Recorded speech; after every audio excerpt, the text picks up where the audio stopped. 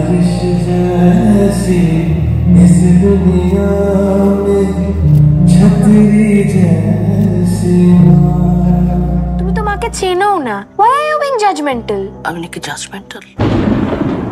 মা ও মেয়ের সম্পর্ক, জীবনের নানা মুহূর্ত, অনুভূতি নিয়ে আগামী 18 জুলাই বড় পর্দায় মুক্তি পেতে চলেছে পরিচালক অনিরুদ্ধ রায়চৌধুরীর নতুন ছবি ডিয়ার মা। অভিনয় জয়া এহসান, শাশ্বত চ্যাটার্জি, প্রীতিমান চ্যাটার্জি, চন্দন রায় সান্যাল, সায়ন মুন্সি সহ আরো অনেকে।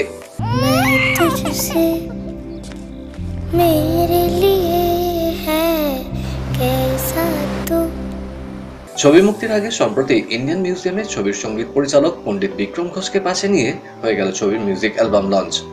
ছিল লাইভ পারফরমেন্সও। পরে আমাদের মুখোমুখি হয়ে ছবির পরিচালক, সঙ্গীত পরিচালক বিক্রম ঘোষ ও প্রধান কলাকুশলীরা জানালেন, আমার তো খুবই এনজয় করলাম এটা।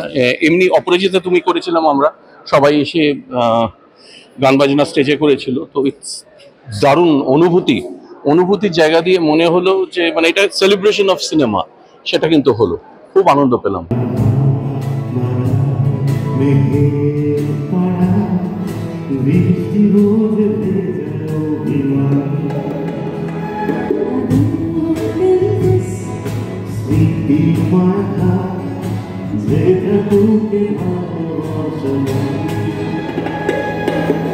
খুব ভালো লাগছে এটা।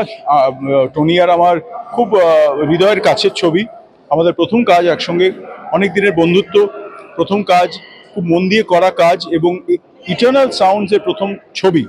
এবং আমাদের মিউজিক অলরেডি লঞ্চ হয়ে গেছে, আপনারা গিয়ে স্পটিফাই ইত্যাদি ডিজিটালি সব জায়গায় শুনতে পাবেন, সেটা শুনুন। আর ভাইনাল কিনুন, কারণ মিউজিক কিন্তু এবার ফিজিক্যাল ফরম্যাটে আবার ফিরে আসবে। আমার প্রথম গানটা পাপনের খুব পছন্দ, যখন ফার্স্ট টাইম শুনেছিলাম খুব কেঁদেছিলাম, বিকজ মা সবার জন্য স্পেশাল। অ্যান্ড ছবিটা মা নিয়ে যেভাবে করেছে, মা আবার বাচ্চার কনসেপ্ট নিয়ে বা রিলেশন নিয়ে, so I think audience please আপনারা আসুন, এই ছবিটা দেখুন, গান শুনুন, নিশ্চয়ই ভালো লাগবে। আজকের যে এটার মিউজিক পিসেস আমার মনে হয় যে দর্শকদের জন্য তৈরি করা হয়েছে, দর্শকেরাও শুনলে বলবেন যে আমরা কত তারা খুব আনন্দিত হবেন। তার মধ্যে বিনালটা বেরোলো, এটা তো একটা বিশাল পাওনা। বিশেষ করে আমার ছবি, আমি তো ভীষণ খুশি, আমি দারুণ খুশি। আমি দর্শকদের বলবো, দর্শক আপনারা গানগুলো সব শুনে আপনাদের কেমন লাগলো একটু জানা আমাদেরকে, কারণ আমরা খুবই উত্তেজিত। এ কারণে ছবিটি নিয়ে, মিউজিক নিয়ে নানান রকম ইভেন্টস হচ্ছে। আসলে একটি ছবিটা রিলিজ করলে হয় না, পুরো ছবি রিলিজটা একটা উদযাপন, সিনেমা একটা উদযাপনের বিষয়, যেটা আমরা এই ছবির ভেতর দিয়ে খুব দেখতে পাচ্ছি। ইন্ডিয়ান মিউজিয়ামের মতো একটি জায়গায় এরকম একটি আয়োজন, প্রদর্শনী, সাথে এরকম লাইভ মিউজিক, ভিনাইল, মানে আমি আসলে মেসমারাইজড এবং আমি এত পেয়ে গেছি, আমি নিজেকেই প্রবোধ দিচ্ছি, ওকে খুব অনেক ভালো কাজ করতে হবে।